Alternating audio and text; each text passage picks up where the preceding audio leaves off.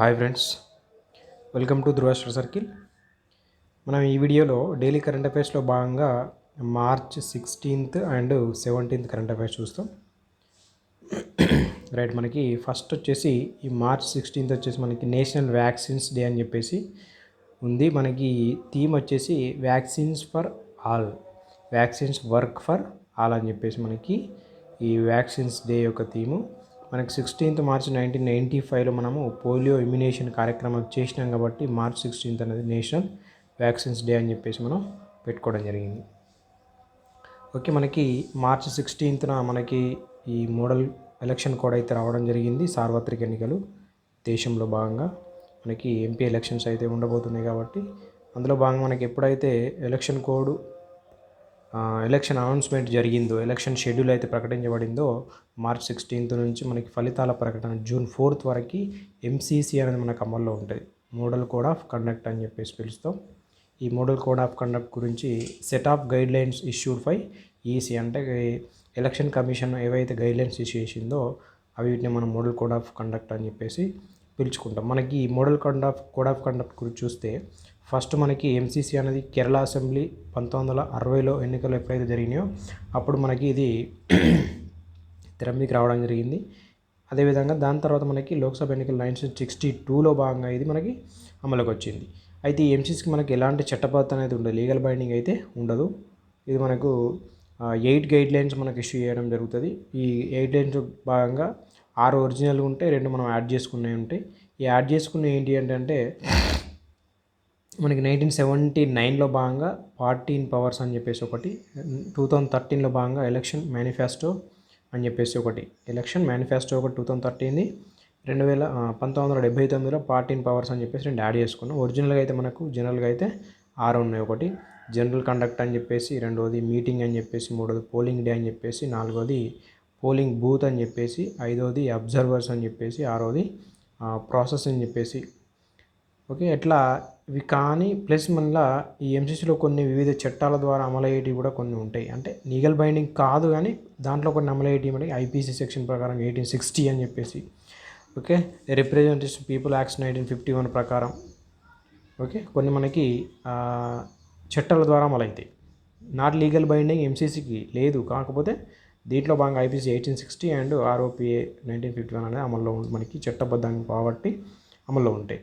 2013 parliamentary standing committee సిఫార్సు మనకి MCC legal binding అయితే సిఫార్సు చేయడం జరిగింది, కానీ ఎన్నికల సంఘం అయితే వ్యతిరేకించింది. ఎందుకంటే ఎంసీసీకి లీగల్ బైండింగ్ ఉండేది ఉంటే మనకి ప్రతి చిన్న ఇష్యూ కూడా మనకి కోర్టులో కేసు పడితే అది మళ్ళీ స్టే చేయడం, ఎలక్షన్స్ ఆగిపోవడం, ఇట్లాంటి ఇష్యూస్ జరిగే అవకాశం ఉంటుంది కాబట్టి లీగల్ బైండింగ్ అనేది ఉండదు. సో ఈ ఈసీఐ నోటిఫికేషన్ అయితే మనకు 324 ఆర్టికల్ ప్రకారం ఇవ్వడం జరుగుతుంది. 543 లోక్సభ స్థానాలకు మనకు ఇది మనకు 18వ లోక్సభ అని చెప్పేసి పిలుచుకోవాలి. 18వ లోక్సభ స్థానాల కోసం మనకి నోటిఫికేషన్. మనకి దాంట్లో చూస్తే జనరల్ అయితే మనకు 412, మనకి ఎస్సీ అయితే 84, ఎస్టీ అయితే 47. మనకు తెలంగాణ చూస్తే మొత్తం 17 ఉంటాయి ఎంపీ స్థానాలు, దాంట్లో ఎస్సీ 13, ఎస్టీ అయితే 2. కంప్లీట్గా మనకి 7 దశల్లో ఎలక్షన్స్ ఉండబోతున్నాయి. అందులో 4 స్టేట్స్ అసెంబ్లీ మనకి 4 స్టేట్స్ అయితే అసెంబ్లీ ఉన్నాయి. ఒకటి ఏపీ, ఒడిశా, అరుణాచల్ ప్రదేశ్, సిక్కిం. ఓకే, దీనికి సంబంధించి అసెంబ్లీ ఎన్నికలు. మనకి లోక్సభ ఎన్నికలు అయితే ఖచ్చితంగా మనం నిర్వహించాల్సి ఆర్టికల్ 83 అండ్ సబ్ క్లాస్ 2 ప్రకారం నిర్వహించాల్సి ఉంటుంది 45 years ఒకసారి.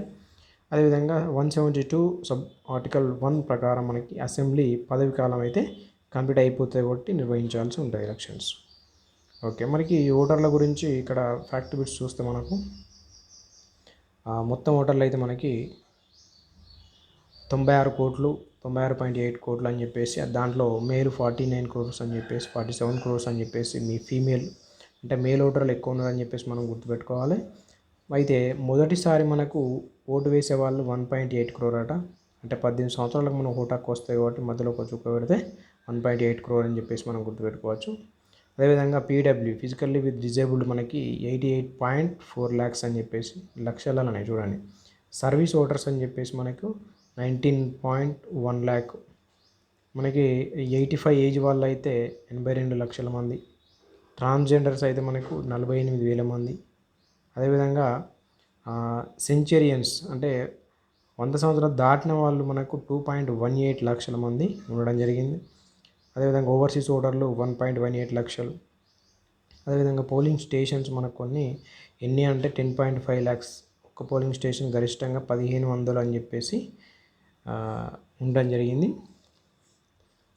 ఓకే, మన పోలింగ్ స్టేషన్స్ ఎన్ని అంటే 10 లక్షల 10.5 ల్యాక్స్. మనకు ఈవీఎంలు వచ్చేసి 55 లక్షలు. అదేవిధంగా పోలింగ్ అధికారులు మనకి 1.5 crores. ఓకే, ఇందులో మనకు కొన్ని పోలింగ్ స్టేషన్స్ ఈ ఉండడం జరిగింది. అవి కొంచెం స్పెసిఫిక్గా గుర్తుపెట్టుకోవాలి మనం. డుంబూరు లేక్ అని చెప్పేసి మనకి ఫస్ట్ టైం త్రిపురలో పోలింగ్ స్టేషన్ అయితే ఏర్పాటు చేస్తున్నారట.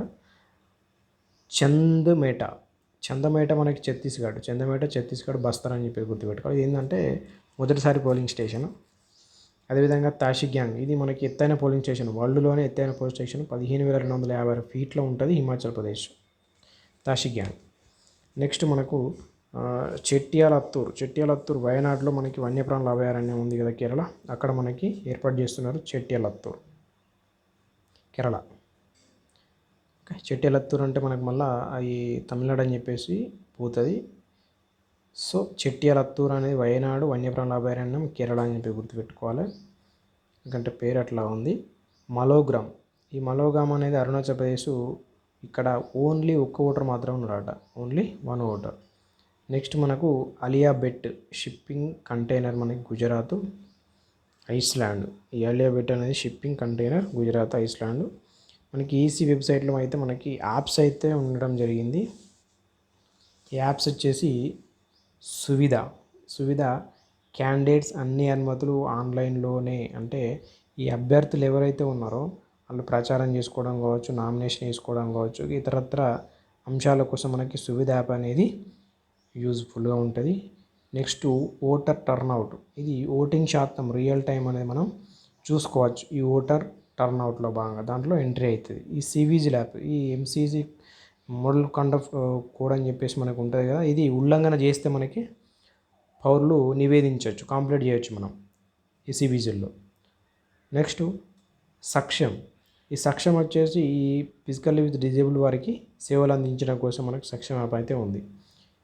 అదేవిధంగా ఈఎస్ఎంఎస్, ఈ ఎలక్షన్ సీజర్ మేనేజ్మెంట్ సిస్టమ్ అని చెప్పేసి, అంటే ఈ మద్యం కానీ డబ్బులు కానీ సీజ్ చేయడం కోసం చేస్తే మనకి ఈ ఈఎస్ఎంఎస్ అనే యాప్ అయితే యూజ్ చేసుకోవచ్చు. ఓకే, ఇక్కడ మనకి తెలంగాణ ఓటర్స్ కనుక చూసుకుంటే 3.30 crores, మేల్ వచ్చేసి 1.64 కోట్లు, ఫీమేల్ వచ్చేసి 1.65 కోట్లు. ఇక్కడ చూడండి ఫీమేల్ ఎక్కువ ఉన్నారు, 1.65 crores, 1.64 ఏమో మేలు. ఓకే, మనకు థర్డ్ జెండర్స్ వచ్చేసి 2737, అదేవిధంగా 100+ వాళ్ళు 6292. ఇక్కడ మనం రేషియో చూసుకుంటే 948:1000, అంటే 1000 మేల్ ఓటర్స్కి 948 ఫీమేల్ ఓటర్స్ అయితే ఉండడం జరిగింది. ఎలక్ట్రల్ జెండర్ రేషియో ఇది.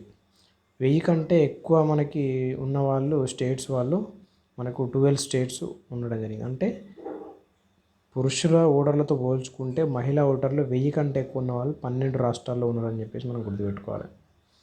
ఓకే, అదేవిధంగా మనకి ఈ nation icons Sachin and Raj Kumar అని చెప్పేసి. ఓకే, అదేవిధంగా మనకి ఓటర్ ఫ్రమ్ హోమ్ అనేది మనకి ఇప్పుడు అంటే ఓటర్ ఫ్రమ్ హోమ్ అంటే ఇంటికి వెళ్ళి వాళ్ళు ఓటు వేయించుకుంటారు అధికారులే. ఈ 85+ ఏజ్ వాళ్ళకి, అదేవిధంగా ఫిజికల్టీ డిజేబుల్స్ వాళ్ళకి 40% ఉంటారు వాళ్ళు. ఇది మనకు కంప్లీట్గా ఎలక్షన్ సంబంధించిన data part, model conduct code. Next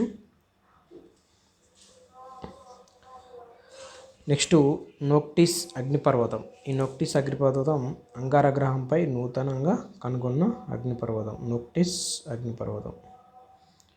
next సాహిత్యోత్సవ్, ఈ సాహిత్య అకాడమీ నిర్వహిస్తుంది 70 సంవత్సరాల జర్నీ అట. వరల్డ్ లార్జెస్ట్ లిటరేచర్ ఫెస్టివల్ అట. ఇది ఎప్పుడు అంటే 1954లో స్థాపించిన మనం సాహిత్య అకాడమీ అనేది. సాహిత్యోత్సవం మనం 70 సంవత్సరాల సాహిత్యోత్సవ్ జరుపుకుంటున్నాం. మనకి pre notification off flight testing of ballistic missile, ఇదొక ఒప్పందం మనకి 2005 ఇండియా అండ్ పాకిస్తాన్ చేసుకోవడం జరిగింది. దీని ప్రకారం ఏంటంటే పాకిస్తాన్లో కానీ ఇండియాలో కానీ ఈ ballistic missile only ballistic missile సంబంధించి ప్రయోగం కనుక చేస్తే ఒక 3 days బిఫోర్ మనము ఇన్ఫామ్ చేయాల్సి ఉంటుంది. ఇండియా చేస్తేనేమో పాకిస్తాన్కి ఇన్ఫామ్ చేయాలి, పాకిస్తాన్ చేస్తేనేమో ఇండియాకి ఇన్ఫామ్ చేయాలి. ఈ ఒప్పందం ప్రకారం దీని ప్రకారం pre notification off flight testing ballistic missile. కానీ మనము ఇటీవల మనం ప్రయోగించుకున్నది ఏంటంటే అగ్ని-5 ప్రయోగించుకున్నాం కదా, దివ్యాస్త్ర మిషన్ దివ్యాస్త్ర అని చెప్పేసి MIRV సాంకేతిక ప్రయోగంలో ఇండియా ఈ నిబంధనలు పాటించలేదని పాకిస్తాన్ అయితే ఆరోపించింది. ఇది మనం గుర్తుపెట్టుకోవాలి. మరి ఈ ఒప్పందం అనేది మనకి ఎప్పుడు జరిగింది అంటే 2005లో. ఓకే, ఇది ఓన్లీ సర్ఫేస్ టు సర్ఫేస్కి అంటే మనం భూమి నుంచి భూమికి కానీ సముద్రం నుంచి భూమికి కానీ సముద్రం నుంచి సముద్రానికి కానీ ఓకే అట్లా only surface to surface ballistic missile అని చెప్పేసి మాట్లాడుకుంటాం కదా, ఓన్లీ దీనికి మాత్రమే వర్తిస్తుంది. ఈ అగ్ని-5 మనకి MIRV అనేది ప్రాజెక్ట్ నాయకత్వం అనేది మనకి షీనా రాణి, ఓకే షీనా రాణి పిలువబడే దివ్యపుత్రి అని చెప్పేసి పిలుస్తామట. దివ్యపుత్రి లేదా షీనా రాణిగా పిలువబడుతుంది అగ్ని-5 MIRV. ఈ అగ్ని-5 మనం అగ్నిమైల అని చెప్పేసి టెస్సీ థామస్ని పిలుచుకుంటాం కదా. అయితే అంతర్జాతీయ సరిహద్దుకి మనకి 40 కిలోమీటర్ల లోపల ప్రయోగ ప్రదేశం ఉండొద్దు అని చెప్పేసి ఒప్పందం చెప్తుంది మనకి. ఈ LOC 75 km okay impact area మనకు ఉంటుంది కదా అది. ఓకే 40 కిలోమీటర్లు ఏమో సైటు, 75 km ఇంపాక్ట్ ఏరియా. అక్కడ మనకి ఇక్కడ ఏరియాలో ప్రయోగించొద్దు అని చెప్పేసి ఒక ఒప్పందం ఉంటుంది దీని ప్రకారం. నెక్స్ట్ నౌసేనా భవన్. ఈ నౌసేనా భవన్ అనేది ఇండియన్ నేవీ యొక్క స్వంత ప్రధాన కార్యాలయ భవన్ నేము నౌసేనా భవన్. నేవీ యొక్క సొంత ప్రధాన కార్యాలయం ఇది నౌసేనా భవన్.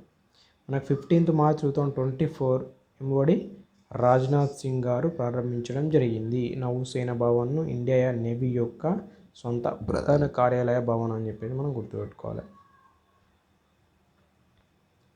నెక్స్ట్ అంశం మనకు సైన్స్ అండ్ టెక్నాలజీ సంబంధించి సీమా. సీమా మనకి గూగుల్ డీప్ మైండ్ యొక్క AI agent. Google deep mind యొక్క AI ఏజెంట్. ఇది మనకు గేమింగ్లో కీ రోల్ అట పోషిస్తుందంట. మెయిన్గా సీమా మానవుల అన్ని ఆదేశాలను అర్థం చేసుకొని మనకి చేస్తుందంట. ఈ సీమా అనేది స్కాలబుల్ ఇన్స్ట్రక్టబుల్ మల్టీవర్డ్ ఏజెంట్. స్కాలబుల్ ఇన్స్ట్రక్టబుల్ మల్టీవర్డ్ ఏజెంట్. ఇది మనకు పీచు మిఠాయి నిషేధ రాష్ట్రాలు అనేది మనకి కాటన్ క్యాండీ, గోబీ మంచూరియా లాంటి తమిళనాడు, కర్ణాటక, హిమాచల్ ప్రదేశ్ అయితే నిషేధించినాయి. ఎందుకంటే కలరింగ్ ఏజెంట్ ఏదైతే ఉందో రోడమైన్ B అనేది క్యాన్సర్ కారణమవుతుందని చెప్పేసి, ఎందుకంటే ఇది ఫుడ్లో యూజ్ చేసి ఎరుపు అండ్ గులాబీ రంగులను ఇస్తుందట. అంటే పీచు మిఠాయిల్లో ఈ నిషేధ రాష్ట్రాలను మనం గుర్తుపెట్టుకోవాలి. తమిళనాడు, కర్ణాటక, హిమాచల్ ప్రదేశ్. ఓకే తమిళనాడు, కర్ణాటక, హిమాచల్ ప్రదేశ్ అట్లా. ఇది సీమా అనేది గూగుల్ డీప్ మైండ్ యొక్క ఏజెంట్. ఇది గేమింగ్ మెయిన్గా రోల్ పోషిస్తుంది. స్కాలబుల్ ఇన్స్ట్రక్టబుల్ మల్టీ వరల్డ్ ఏజెంట్ అని చెప్పేసి అదొకటి. నెక్స్ట్ పీచు మిఠాయి నిషేధ రాష్ట్రాలని తమిళనాడు, కర్ణాటక, హిమాచల్ ప్రదేశ్. తమిళనాడు, కర్ణాటక, హిమాచల్ ప్రదేశ్. నెక్స్ట్ ఇథనాల్ 100 ఇంధనం. ఈ ఇండియన్ ఆయిల్ అనేది రూపొందించింది. ఇది మనకు 183 రిటైల్ అవుట్లెట్స్ అయితే ఉంటాయి. ఈ ఇథనాయిల్ అంటే మనకి టార్గెట్ ఉంది 25-26 కల్లా ఇథనాల్ బ్లెండింగ్ ప్రోగ్రామ్ 20% మనం టార్గెట్ పెట్టుకున్నాం. పెట్రోల్లో 20% ఇథనాల్ కలిపేయడం అనేది.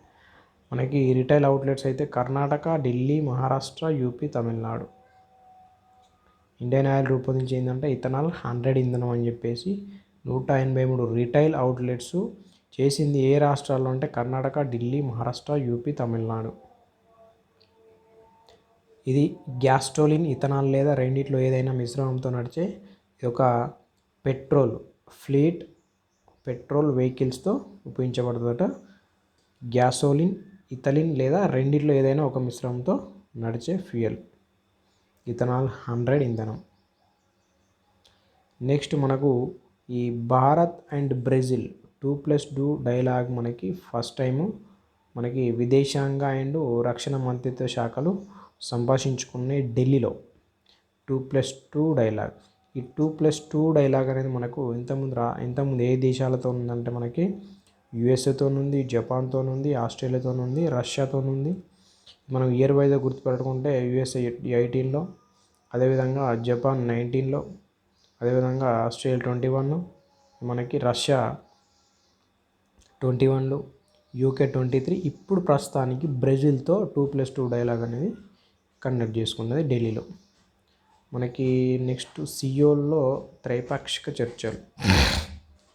దక్షిణ Korea and India plus America semi కండక్టర్స్పై సియోల్లో త్రైపాక్షిక చర్యలు అని చెప్పేసి గుర్తుపెట్టుకోవాలి. సియోల్లో త్రైపాక్షిక చర్యలు మనకు దక్షిణ కొరియా, ఇండియా, అమెరికా సెమీ కండక్టర్స్పై.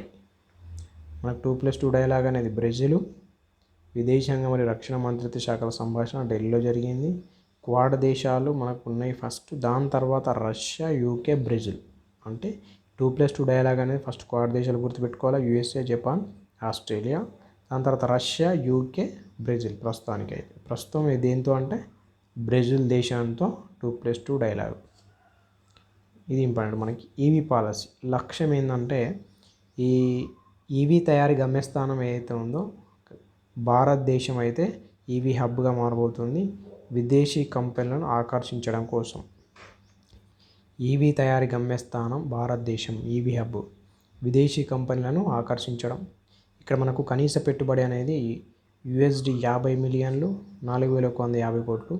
గరిష్ట పెట్టుబడి పరిమితి లేదు. తయారీ కోసం మనకు కాలక్రమం, తయారీ సౌకర్యం ఏర్పాటు అనేది 3 years పాటు, వాణిజ్య ఉత్పత్తి అనేది 5 years. తయారీ సమయంలో దేశీయ విలువ జోడింపు అనేది మనకి 25% థర్డ్ ఇయర్, 50% ఏమో 5th year. ఈ పాలసీ ఇది ఈవీ ఎలక్ట్రిక్ వెహికల్ పాలసీ.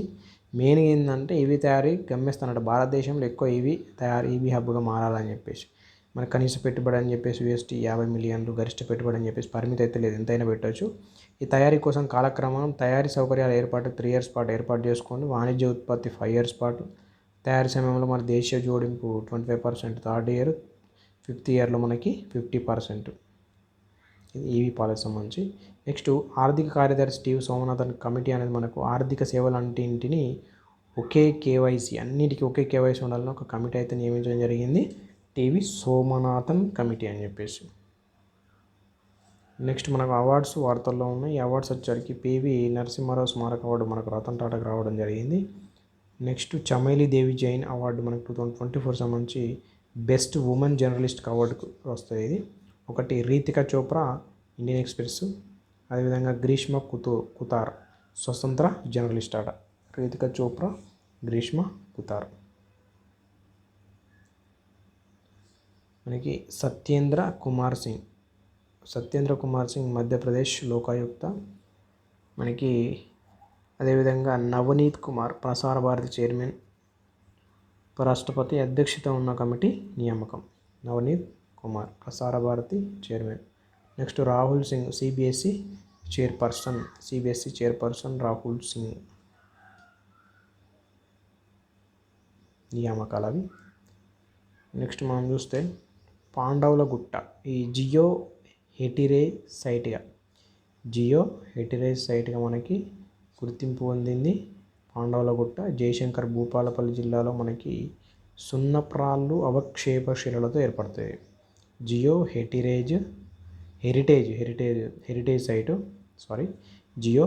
సైట్గా మనకి జిఎస్ఐ గుర్తించింది. జయశంకర్ భూపాలపల్లి జిల్లాలో ఉంటుంది. మనకి సున్నప్రాళ్ళు అవక్షేప శిలలతో ఏర్పడ్డాయి. నెక్స్ట్ సచివాలయానికి మనకు జాతీయ అవార్డు వచ్చింది. మనకు భద్రతా ప్రమాణాల కోసం వచ్చేసి ఈ నిర్మించిన సంస్థ మనకు షాపూర్జీ పల్లోంజీ అని చెప్పేసి ఉంది కదా, దానికి మనకు సేఫ్టీ అవార్డు 2023 ప్రకటించింది నేషనల్ సేఫ్టీ కౌన్సిల్ అనేది, అదొకటి. నెక్స్ట్ మనకు రజాకార్ సినిమా అయితే మనకు వార్తలో ఉంది. ఈ Razakar movie the silent genocide of Hyderabad అని చెప్పేసి రచన దర్శకత్వం మనకు యాట సత్యనారాయణ. ఓకే, మూవీకి సంబంధించి కాబట్టి మనం గుర్తుపెట్టుకోవాలి. దీని నిర్మాత ఎవరంటే గూడూరు నారాయణ రెడ్డి, సమరవీర్ క్రియేషన్స్పై గూడూరు నారాయణ రెడ్డి. మరి మ్యూజిక్ ఎవరంటే భీమ్స్ సిసిరోలియా. అదేవిధంగా ఈ మీర్ ఉస్మాన్ అలీ ఖాన్ పాత్రలో మకరంద్ దేశ్పాండే, చాకల ఐలమ్మగా ఇంద్రజ, జయంత్ చౌదరిగా ఆరవ్ చౌదరి. అదేవిధంగా ఈ పాత్రలు చూసుకుంటే వల్లభాయ్ పటేల్ తేజ్ సప్రు, మనకి కాసిం రజ్వీగా రాజ్ అర్జున్. ఓకే, పాత్రలు అయితే మనకి అదేవిధంగా ఇది మనకు రజాకార్ సినిమాకి సంబంధించి. ఓకే, మనం కొన్ని గుర్తుపెట్టుకోవాలి.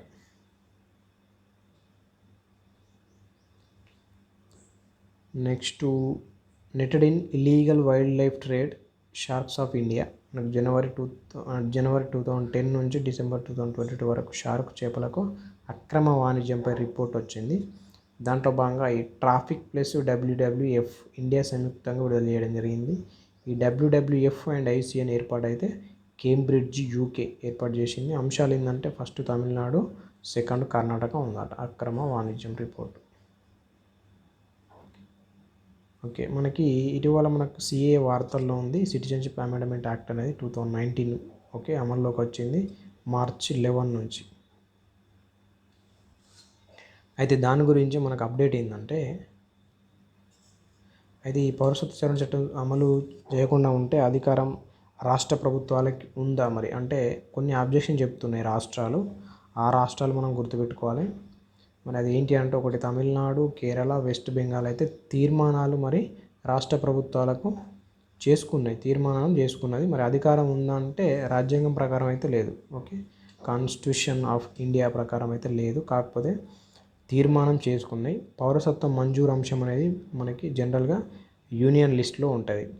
అంటే పూర్తి అధికారం పార్లమెంట్దే, బట్ ఏంటంటే రాష్ట్రాలు అబ్జెక్షన్ తీర్మాన రూపంలో వేయచ్చు. బట్ ఏంటంటే రాజ్యాంగం ప్రకారంగా అధికారం అయితే లేదని చెప్పేసి మనం గుర్తుపెట్టుకోవాలి. మనకి భారత పార్లమెంట్ ఆమోదించిన చట్టాలను రాష్ట్రాలు అమలు చేయాల్సిందే. అమలు చేయమని చెప్పరాదు, కానీ వ్యతిరేకిస్తూ అసెంబ్లీ తీర్మానం చేయవచ్చు. చట్టాన్ని ఉపయోగించుకోవాలని మనం కేంద్రం డిమాండ్ చేయవచ్చు. ఓకే, వాళ్ళు అబ్జెక్షన్ చేస్తే తీర్మానం చేసుకుంటే డిమాండ్ అయితే చేయొచ్చు కేంద్రం. మనకి ఆర్టికల్ 256 ప్రకారం పార్లమెంట్ ఆమోదించిన చట్టాల విషయంలో యూనియన్ మరియు రాష్ట్రాల బాధ్యత గురించి చెప్తుంది. ఈ 256(1) సబ్ క్లాజ్ 1 ఏం చెప్తా అంటే, పార్లమెంట్ చట్టాలకి అనుగుణంగా రాష్ట్రం యొక్క కార్యనిర్వాహక అధికారం అయితే ఉండాలని చెప్పింది. ఎందుకంటే ఆర్టికల్ రూపంలో ఉంది కాబట్టి మ్యాక్సిమం ఫాలో కావాలి, యూనియన్ లిస్ట్ కాబట్టి. అదేవిధంగా 256 సబ్ క్లాజ్ 2 ప్రకారం మనకి రాష్ట్రాలకు యూనియన్ ఆదేశాలు జారీ చేయవచ్చు.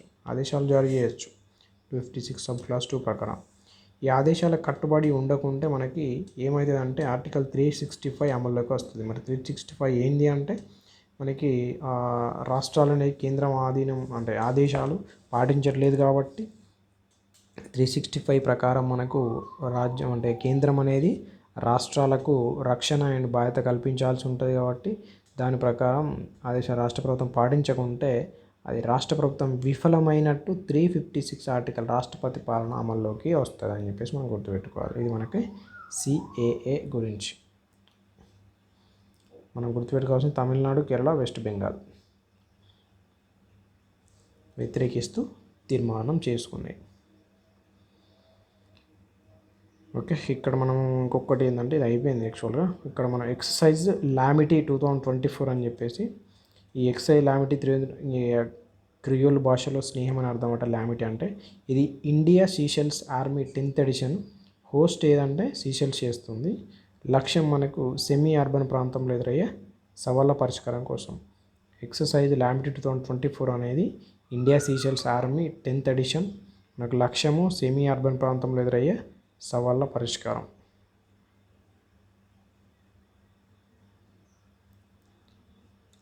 నెక్స్ట్, ఇస్లామోఫోబియాపై UN ఓటింగ్లో భారత్ గైర్హాజరు. అంటే చైనా సహకారంతో పాకిస్తాన్ తీర్మానం ప్రవేశపెట్టింది ఈ యూనియన్ జనరల్ అసెంబ్లీ. 115 దేశాలు మనకి అనుకూలంగా ఓటేసినాయి. 44 దేశాలు ఓటింగ్కి దూరంగా ఉన్నాయి, వ్యతిరేకించినాయి 0 దేశాలు. మరి ఇండియా స్టాండ్ ఏంది అంటే, మనకి UNOలో భారత శాశ్వత ప్రతినిధి రుచిరా కంబోజ్ ఉన్నారు కదా, మనకు అబ్స్టైన్డ్ ఎంతసేపు ఇస్లామోఫోబియా పైన చర్చించడం కాదు, మనకి హిందూయిజం కానీ, బౌద్ధిజం కానీ, సిక్సిజం లాంటివి కూడా మతాలు కూడా మనకి మతపర హింస వివక్ష ఎదుర్కొంటున్నాయి. కేవలం ముస్లిమే కాదు, ఇస్లామోఫోబియానే కాదు, మిగతా మతాలు కూడా వివక్షతను గురవుతున్నాయని చెప్పేసి అబ్స్టైన్ చేయడం జరిగింది. మనకు ఈ మార్చ్ 15th అనేది మనకు international day of combat Islamophobia అని చెప్పేసి 2022లో పెట్టుకోవడం జరిగింది. సో ఆ రోజునే దీన్ని యుఎన్ఓ ఓటింగ్లో మనకి భారత్ అయితే గైర్ హాజరు కావడం జరిగింది. 115 దేశాలు అయితే అనుకూలంగా ఓటేషన్ అని చెప్పేసి గుర్తుపెట్టుకోవాలి. ఈ 2019 న్యూజిలాండ్లో మనకి క్రైస్ట్ చర్చ్లో 2 మసీదులపై దాడి జరిగిన నేపథ్యంలో భాగంగా మార్చ్ 15ని international day of combat Islamophobia అని చెప్పేసి పెట్టుకోవడం జరిగింది. నెక్స్ట్ మనకి ఈ భూటాన్ ప్రధాని భారత్లో పర్యటించిండు షేరింగ్ తోబ్గే. సో మనకి 12వ పంచవర్ష ప్రణాళిక కోసం ఇండియాకి 5,000 కోట్లు అయితే సాయం, ఇండియా 5,000 కోట్లు సాయం చేస్తుంది. అంటే భూటాన్ పంచవర్ష ప్రణాళిక 12వ పంచవర్ష ప్రణాళిక కోసం ఇండియా మనకి 5,000 కోట్లు సాయం చేస్తుంది, మనది కాదు, భూటాన్. పునత్ సాంగ్జు 2 హైడ్రో పవర్ ప్రాజెక్టు ఒప్పందం. పునత్ సాంగ్జు 2. నెక్స్ట్ పెన్నీ వాంగ్, ఈ స్వలింగ వివాహం చేసుకున్న ఆస్ట్రేలియా విదేశాంగ మంత్రి అట. పెన్నీ వాంగ్ స్వలింగ వివాహం, ఆస్ట్రేలియా విదేశాంగ మంత్రి, ఫీమేల్ కాబట్టి గుర్తుపెట్టుకోవాలి, పెన్నీ వాంగ్. నెక్స్ట్ కన్నగంటి చంద్ర నిజామాబాద్ మనకు commander of the most excellent of the British empire award రావడం జరిగింది.